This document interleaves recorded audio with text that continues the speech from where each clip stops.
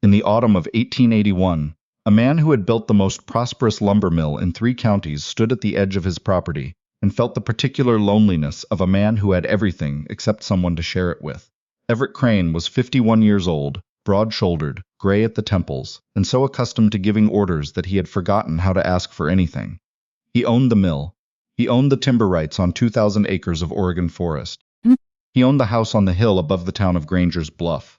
A house with 12 rooms and a kitchen that hadn't seen a proper meal cooked in 4 years. Not since his housekeeper retired, and he'd decided he didn't need replacing her. He'd been wrong about that, as he was wrong about several things. His foreman, a steady man named Boyd Acker who had worked for him 11 years, found him standing there on a Tuesday morning in October, staring at nothing. "There's a woman at the gate," Boyd said. Everett didn't turn around. "We're not hiring, I know that." "She knows that too. She's still there. Then send her away." Boyd shifted his weight. "She walked here, Everett. No horse, no wagon. Carrying one bag and wearing boots that should have been replaced 2 winters ago. She asked for work, and when I told her we weren't hiring, she asked if she could at least have water before she kept walking." Everett finally turned. Boyd Acker had worked for him 11 years and had never once looked uncomfortable delivering a message. He looked uncomfortable now. "What kind of work?" "Any kind," she said. "Cooking, cleaning, bookkeeping." She mentioned bookkeeping specifically. Said she'd kept accounts for a general store back east. "We have an accountant, I know." Everett looked past his foreman toward the gate. From this distance he could make out a figure, slight, standing still, with the patience of someone who had learned that patience was the only currency she had left. "5 minutes," he said, "and bring her some water first." Her name was Iris Vane, and she looked younger than her circumstances had any right to allow. 26, maybe 27, with dark eyes that moved carefully around the mill yard the way eyes did when a person had learned to always know where the exits were. She held her bag with both hands, not clutching it exactly, just keeping it close, the way people held on to the last solid thing they owned. "Everett Crane," he said. She didn't offer her hand. "Iris Vane," she said it simply, without apology. "Thank you for seeing me. Boyd says you're looking for work." "Yes, sir." "What kind of work specifically?" She met his eyes for exactly a moment, then looked at the mill behind him, assessing it the way a person did when they were trying to understand what they were walking into. "I kept the books for Alderman's Dry Goods in Corville for 3 years. Before that, I cooked for a boarding house. I'm not particular about what needs doing. I learn quickly. Corville's 200 miles east of here." "Yes, sir." He waited. Most people filled silence with explanation. She didn't. She stood there in the October wind, with her worn boots and her careful eyes, waiting for whatever came next. "You're not going to tell me why you left Corville?" "It's not a short story," she said. "And I don't think it would help my case." He almost smiled. Honest, at least. He crossed his arms and studied her for a long moment. There was something in the set of her jaw that was familiar to him. The particular quality of a person who had been through something hard enough to change the shape of them, and had come out the other side still standing. "The house on the hill," he said finally. "You can see it from here. 12 rooms that nobody's properly cleaned in the better part of a year. Kitchen that needs someone who knows what they're doing. The previous bookkeeper is still handling the mill accounts, so that work's covered. But there's enough else to keep you busy." Her expression didn't change much, but something in her shoulders eased by a fraction. "What are the terms?" "Room and board. No wages for the first month. After that, we discuss it. You'll have the small room off the kitchen. There's a lock on the door." She looked at him sharply when he said that, surprised he'd thought to mention it. He didn't explain why he had. "You'll cook 3 meals when I'm home for them. Keep the house. If you steal from me, I'll have the sheriff involved before sundown. If you cause problems, you're gone. If the work isn't done, you're gone." "Understood," she said. "One more thing. I have a son, Nathaniel. He's 17 and he lives at the mill dormitory with the other young workers during the week. Comes home Sundays. He's not my problem for you to manage, but you should know he exists. I understand. You can start today." She nodded, and that was that. No gratitude, no relief. Just a kind of quiet composure that Everett couldn't quite name. He went back to the mill. Boyd walked her up to the house. That evening, for the first time in 11 months, there was a proper meal on the table when Everett came in from the yard. The first 2 weeks settled into a rhythm Everett hadn't expected. Iris was efficient in a way that went past training into something more fundamental. She didn't just clean, she organized. The kitchen, which had devolved into a system that made no sense to anyone including himself, was rearranged so that things were where they should be. The study, where his papers had accumulated in the particular chaos of a man who never threw anything away, was sorted without being disturbed. She never moved anything without leaving it findable. She was also quiet in a way that wasn't timid. She spoke when she had something to say and didn't manufacture conversation to fill space. Everett, who had grown so accustomed to silence that company had started to feel like an intrusion, found this easier than he'd expected. They ate dinner together because he told her to on the first night, and she didn't argue. These meals were mostly wordless, but not uncomfortably so. She ate like someone who'd spent time being hungry, steady and unhurried, finishing everything on her plate. On the 12th day, a Sunday, Nathaniel came home. He was tall for 17, with his mother's coloring, dark hair and pale eyes, and his father's disposition, which meant he said very little, but watched everything. He stopped in the kitchen doorway and looked at Iris with the frank assessment of a teenager who hadn't yet learned to disguise his thoughts. "You're new," he said. "Nathaniel," Everett said from the table. "It's fine," Iris said. She turned from the stove and looked at him directly. "I'm Iris Vane. I started 12 days ago. Are you hungry?" He decided something in that moment. Everett could see it happen. "Yes, ma'am. Sit down then." That was the first Sunday dinner they ate together, the three of them, and it was noisier than the dinners before. Nathaniel had opinions about everything: the mill's new equipment, a disagreement between two of the other young workers, a book he'd been reading. Iris asked questions that made him expand his answers rather than close them off. By the end of the meal, Nathaniel was talking more freely than Everett had seen him talk in months. After Nathaniel went to bed, Everett found Iris in the kitchen, finishing the washing up. "He likes you," Everett said. "He's lonely," she said, without looking up from the basin. "He misses having someone to talk to. He has the other workers. That's not the same thing, and you know it." He stood in the doorway for a moment. "You're perceptive." "I've had reasons to learn to be." He didn't ask what those reasons were. He went to bed instead, but he lay awake longer than usual, thinking about a woman with careful eyes who knew things about loneliness she hadn't been asked to explain. The trouble started in the third week, as trouble generally did when Everett had finally started to believe things might settle. He came in from the mill at midday and found Iris in the study, not working, just standing at the window with her arms crossed and her back to the door. Her whole body had the particular stillness of someone who was controlling something in themselves very hard. He said her name. She turned, and he saw that her jaw was set in a way he recognized as not sadness but anger, the cold kind that had gone past hot. "Someone came to the house today," she said. "What kind of someone?" "A man. He said he was passing through Granger's Bluff, and had heard there was a woman working here matching my description. He asked me questions, what my name was, how long I'd been here, whether I was planning to stay." "What did you tell him?" "That I was the housekeeper and I didn't converse with strangers at the door." She paused. "He said to tell you that a friend of yours from Corville sent his regards." Everett was still for a moment. "What did he look like?" She described the man with the precise, economical detail of someone who had learned to memorize faces quickly. Everett didn't know him. "Are you in danger?" he asked. She was quiet for long enough that the answer was obvious. "I might be," she said finally, "and I'm sorry. I should have told you before I accepted your offer that I was bringing something with me." "Sit down," he said. "I'd rather stand." "Iris, sit down, please." She sat. The story she told him wasn't simple. She'd been married, briefly and badly, to a man named Victor Hale who ran a hardware supply operation out of Corville. He was 20 years older than her, respectable on the surface, and completely different in private. She'd married him at 19 believing the surface version. She understood her mistake within 3 months.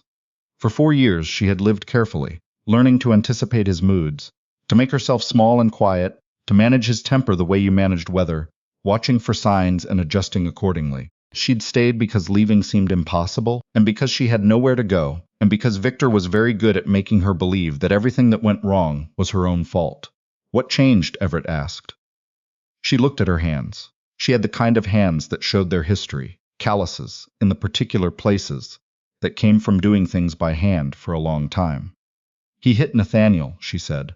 Everett went very still. "Nathaniel," she said, and then caught herself. I mean, she stopped. "Her son," she said. "Victor's son from his first marriage." The boy was 14. Victor came home angry about something at the supply operation, and the boy was in his way. I was between them before I knew I'd moved. Victor turned his anger on me instead. She lifted her sleeve briefly and let it fall. After that, I knew I had to leave, and I knew I had to take the boy with me. "Where's the boy now?" She looked at him steadily. "Safe," she said.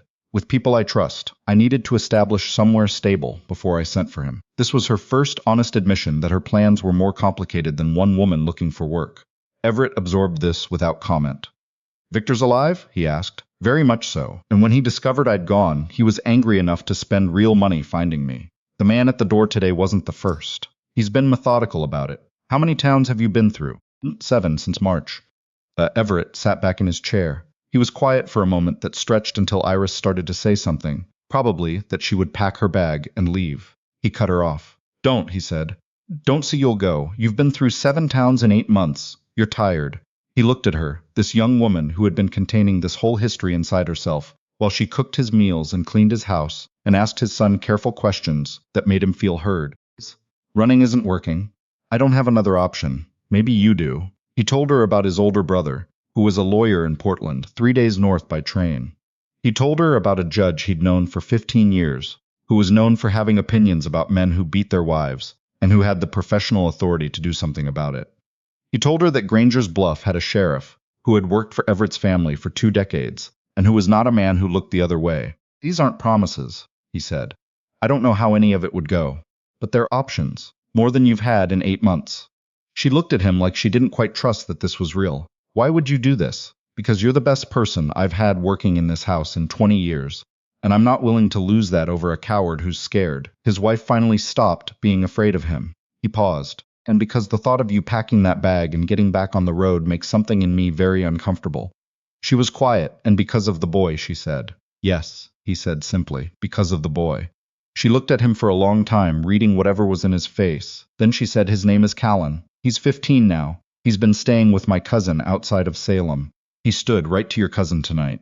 Have Callan come here. We'll figure the rest out as we go. That evening, Boyd Acker came up to the house to report that the man who'd come to the door had been seen asking questions at the mill as well. Everett had Boyd drive him off the property and made a point of being present when it happened. The man left. Boyd watched until the road was empty. The letter to Portland went out the next morning.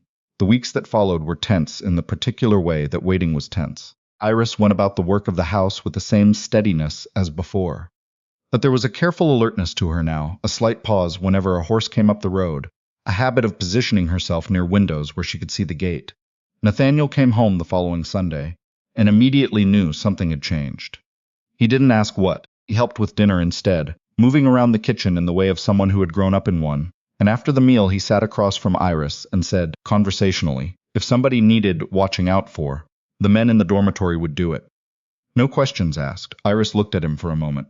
What makes you think somebody needs watching out for? Nathaniel shrugged. Same reason you always sit where you can see the door. She smiled then, the first real smile Everett had seen from her. It changed her whole face, made her look her age for once, young and surprised by something that didn't hurt. You're observant, she said. My father says I got it from my mother, Nathaniel said. She looked at Everett. She was the smartest person I knew, he said quietly.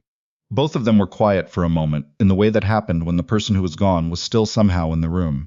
Callan arrived on a Thursday, 3 weeks after Iris had written the letter. He was taller than Everett had expected, 15 years old, and already carrying himself with a careful watchfulness that was too old for his age.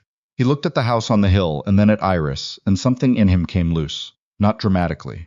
He didn't cry or make a scene. He just let out a long breath and stood a little less rigidly than before. Iris crossed the yard in 4 steps and put her arms around him. She said something too quiet to hear. Everett gave them the room. That night, with both of them at his table, Everett watched Iris be someone he hadn't seen before. Still composed, still careful, but softened in a way that changed the whole quality of her stillness. She refilled Callan's plate twice without being asked. She listened to his account of the journey with a focused attention that said, You matter, you are here, I see you. Nathaniel, for his part, asked Callan questions about horses and dormitory food and the train north from Salem, the kind of questions that didn't require him to explain anything painful. By the end of the evening, Callan was talking in full sentences. Not many, but real ones. After the boys had gone to bed, Iris stood in the kitchen in the silence, and for a moment she didn't hold herself together quite as tightly as usual. Everett came in and poured them both coffee without asking if she wanted it. Thank you, she said, for the boy, for all of it. He set her cup on the counter. He's a good kid. He didn't have much chance to be, for a long time. She wrapped her hands around the cup. Victor was harder on him than on me. For longer. She paused. He's been having nightmares. He used to come knock on my door when they happened, and I'd sit with him until they passed.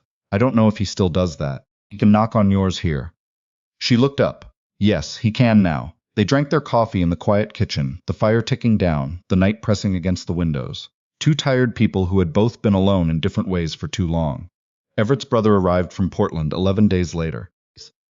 was a smaller version of Everett, precise where Everett was blunt, and he sat at the kitchen table with Iris for 2 hours going through everything she could tell him about the marriage, about Victor, about the pattern of what had happened and when. Iris answered every question with the same steadiness she brought to everything. She didn't minimize. She didn't elaborate. She stated facts and let them accumulate into what they were. When it was over, Everett's brother looked at her with the professional neutrality of a man who had heard many hard things and said, "You have a case, a strong one. The judge I'm thinking of has handled 4 cases similar to this in the past 3 years. He doesn't like men like Victor Hale. What happens to Victor? At minimum, a legal separation and a protective order that has real teeth in it. At maximum, if we can get a full accounting of the abuse on the record and the testimony of the boy, there may be criminal exposure for him." "Callan," Iris said. "His name is Callan, and I don't want him in a courtroom if it can be avoided." Everett's brother looked at her with something that might have been respect. "We'll see what we can do." Victor's man came back twice more over the following month. The second time, Sheriff Dean Pelham, who had worked with the Crane family since Everett's father's era, was waiting for him. The conversation was brief and private, and after it, Victor Hale's representative did not return to Granger's Bluff. The legal process was slow and not clean. There were weeks when Iris received letters that made her quiet for a full day afterward. There was one week when Victor hired his own attorney, who filed a counterpetition claiming abandonment, which was the word men like Victor used when their wives finally left them. Everett's brother filed a response that was, by all accounts, thorough enough to constitute a professional rebuke. The judge handling the case was, as promised, a man who had strong views on the subject. Through all of it, Iris kept working. She kept the house, she cooked the meals, she helped Callan with the reading he'd fallen behind on during the months of instability. She was present for all of it in the particular way of someone who had learned that the work of living was itself a form of survival. Nathaniel started coming home 2 nights a week instead of only Sundays. Nobody made a point of it. It was just the pattern that developed when he noticed Callan could use someone closer to his age around. He taught Callan to play cards with the same serious attention he gave everything. Callan started talking more. One evening in February, Everett came into the kitchen to find the 2 boys at the table, arguing cheerfully about whether the mill's steam boiler was more impressive than the locomotive Callan had ridden north from Salem. Iris was at the stove, listening with the expression of someone watching something repair itself in real time. She glanced at Everett and he saw it in her face, this quiet astonishment at ordinary things, at boys being loud at a kitchen table, at the simplest possible evidence that something had turned around. He sat down at the table and got drawn into the argument about the boiler. He had opinions. So did both boys. It got loud. Iris set 4 bowls of stew on the table without being asked and sat down among them. That was the first meal in a long time that felt like something other than 2 people managing their solitude in proximity. The legal separation came through in March.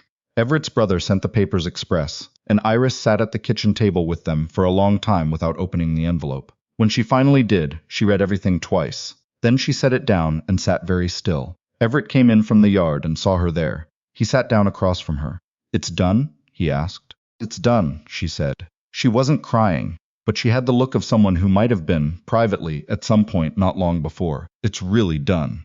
He reached across the table, palm open, the way you offered someone a handhold when the ground wasn't steady. She looked at it for a moment, then placed her hand in his. They stayed like that while the afternoon light moved across the floor. After that, the days changed quality in a way that was hard to name. Things were the same on the surface, the meals, the work, the evenings, but there was less distance in them. Iris stopped positioning herself quite so carefully near exits. She started humming in the kitchen, quiet and unself-conscious, the way people did when they forgot for a moment to be guarded. She planted something in the window box that she said would be green by April. Everett found himself staying in the kitchen after dinner, which he hadn't done before. He told himself it was because there was usually something to discuss about the house or the accounts, but this was not entirely true. Mostly it was because the kitchen, which had been just a room for 4 years, had become a place where something was happening that he didn't have a word for yet. One evening in early April, with the window box showing the first definite green, and the 2 boys occupied with something in the other room, Iris turned from the basin and said, "Can I ask you something? You can ask anything. Why did you really say yes that first day?" "When I came to the gate," he thought about it honestly, "because Boyd told me you'd walked through country that would have turned most people around and that you were still standing at the gate, waiting, even though you already knew the answer was probably no." He met her eyes. "And because when you looked at me, I saw someone who wasn't going to stop until they found somewhere that held." She was quiet for a moment. And did it? She asked. Hold? He looked at her, this woman who had walked 200 miles and kept walking, who had kept her composure through all of it, who had made a home in his house and a life for a boy who needed one and asked for almost nothing in return, who hummed in the kitchen now and planted things in window boxes and set a full table every night like it was the most important thing she'd done all day. Yes, he said, I think it did. She crossed the kitchen and kissed him, and it was the first time she had chosen closeness instead of simply accepting it when offered. He held her carefully, the way you held something that had been through a long journey and deserved to be still for a while. When Callan appeared in the doorway a minute later and then backed away rapidly, they heard him say to Nathaniel in a carrying whisper, I think we're going to be here for a while. Nathaniel's response, equally audible, was, I know. I put my good boots in the closet last month. Iris pulled back, laughing, genuinely, the kind of laugh that surprised you with how complete it was. They were married in the fall, in the yard, because there wasn't a room in the house big enough for the mill crew and the neighbors, and Boyd Acker's considerable extended family, all of whom apparently felt personally invested in the outcome. Dean Pelham stood up with Everett. Nathaniel stood with Callan, who had grown 2 inches since March, and was beginning to look less like a boy who was waiting for something terrible, and more like someone who was just waiting to see what happened next. Iris wore a dress the color of pine needles, and carried nothing fancier than a sprig from the window box, which was overflowing by then, spilling green onto the sill. That evening, when the yard had emptied and the boys had retreated to whatever it was boys that age retreated to, Everett and Iris stood on the porch of the house on the hill and looked out at the mill town below, at the lights coming on in the windows one by one as the dark came down. She leaned against him.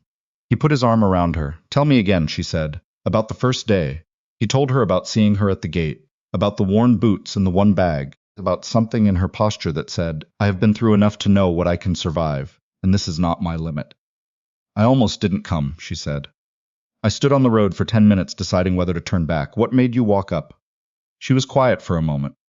There was smoke from your chimney, she said. It was just past dawn and it was cold, and I thought, there is someone in that house who gets up early and tends fires. Someone who takes care of things. She looked up at him. I thought maybe someone like that would understand what it meant to need somewhere that held. They stood there while the town finished going dark below them, and the stars came out above the timberline. 2 people who had both been alone in their own ways, and who had found each other at a gate in October, of all improbable and necessary places. Behind them in the house, someone knocked over something in the kitchen, and Callan's voice said clearly, that wasn't me, and Nathaniel's voice said, just as clearly, it was absolutely you. And then there was the sound of both of them laughing, ordinary and warm, filling the house on the hill the way a house was supposed to be filled. Everett looked at Iris. She was already smiling. Good, she said. That's exactly what it's supposed to sound like.